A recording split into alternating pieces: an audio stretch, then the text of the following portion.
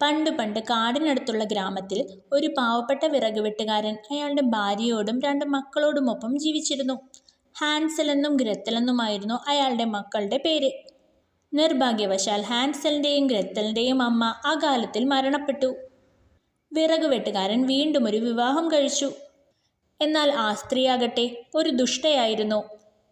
അവർക്ക് ഹാൻസലിനെയും ഗ്രത്തലിനെയും തീരെ ഇഷ്ടമായിരുന്നില്ല. കുട്ടികളെ കാട്ടിൽ കൊണ്ടുപോയി കളയുകയാണെങ്കിൽ തങ്ങളുടെ ദാരിദ്ര്യം അവസാനിക്കുമെന്ന് അവർ വിറകുവെട്ടുകാരനോട് പറഞ്ഞു.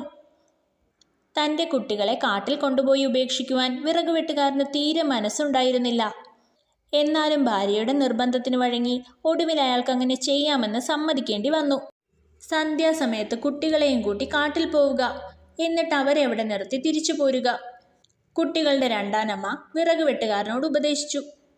രണ്ടാനമ്മ പറയുന്നത് ഹാൻസൽ കേൾക്കുന്നുണ്ടായിരുന്നു. ബുദ്ധിമാനായ അവൻ തൊടിയിൽ നിന്നും വെള്ളാരം കല്ലുകൾ പെറുക്കി തൻ്റെ പോക്കറ്റുകളിൽ നിറച്ചു. പിറ്റേന്ന് സന്ധ്യയ്ക്ക് വിറകുവെട്ടുകാരൻ കുട്ടികളെയും കൂട്ടി കാട്ടിലേക്ക് പോയി. ഹാൻസൽ തൻ്റെ കയ്യിലുണ്ടായിരുന്ന വെള്ളാരം കല്ലുകൾ പോകുന്ന വഴി നീളെ വിതറി.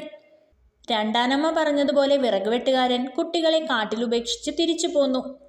വിശപ്പ് കൊണ്ടും ക്ഷീണം കൊണ്ടും വലഞ്ഞ കുട്ടികൾ കാടിന് നടുവിൽ മിഠായിയും മധുരവും കൊണ്ടുണ്ടാക്കിയ ഒരു വീട് കണ്ടു. കുട്ടികൾ ആർത്തിയോടെ ആ വീടിന് നേരെ ഓടി.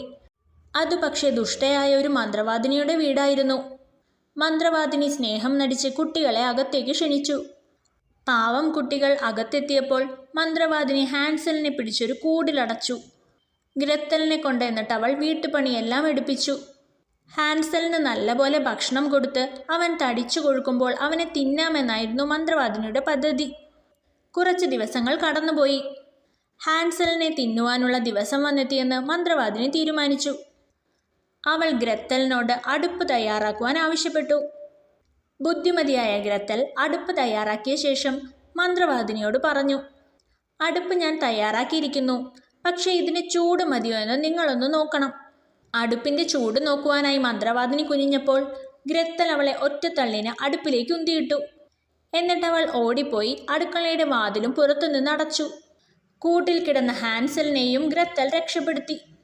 മന്ത്രവാദിനി തൻ്റെ നിധി സൂക്ഷിച്ചിരുന്ന സ്ഥലം അപ്പോഴേക്കും ഗ്രത്തലിന് മനസ്സിലായിട്ടുണ്ടായിരുന്നു. ഹാൻസലും ഗ്രത്തലും അതിൽ നിന്നും വേണ്ടുവോളം സ്വർണ്ണ നാണയങ്ങൾ തങ്ങളുടെ പോക്കറ്റുകളിൽ നിറച്ചു. മന്ത്രവാദിനിയുടെ വീട്ടിൽ നിന്നും പുറത്തിറങ്ങിയ ഹാൻസലും ഗ്രത്തലും വെള്ളാരം കല്ലുകൾ നോക്കി വഴി മനസ്സിലാക്കി തിരികെ വീട്ടിലെത്തി.